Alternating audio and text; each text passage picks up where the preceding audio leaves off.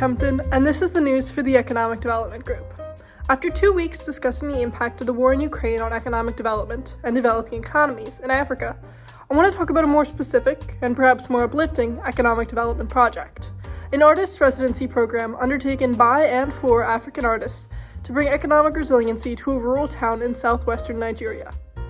Ecology Green Farm, created by Yinka Shonbari, was recently the subject of a piece in Wallpaper, a popular design magazine, and I found it to be a good lens through which to discuss the impact that the arts can have on economic development, specifically when it comes to community empowerment. Yinka Shonbari is a well-known British-Nigerian modern artist. According to reviews of his work explores cultural identity, colonialism, and post-colonialism within the contemporary context of globalization. A hallmark of his art is the brightly colored Ankara fabric he uses.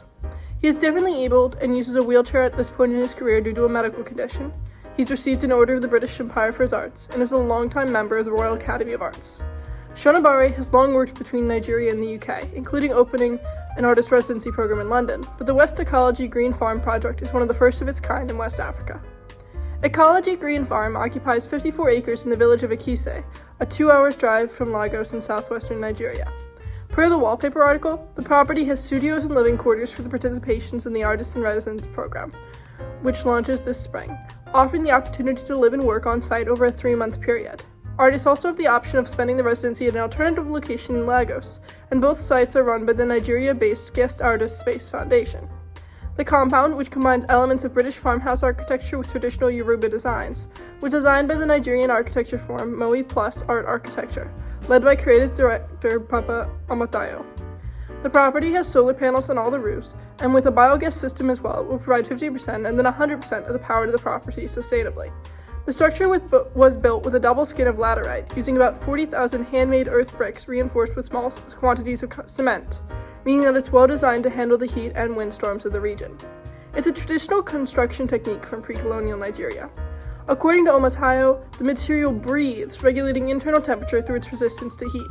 As no firing process is required for the brick, harmful emissions are eliminated from the construction process. And laterite, which forms in tropical and subtropical regions, could be sourced hyperlocally as well. While Omatayo estimated that the vast majority of construction materials used in new buildings today in Nigerian cities are imported, 90% of the furniture for the building was locally sourced or crafted. Even before the first artists arrived, the artist residency designed to support West African visual artists had supported artisans in the local community.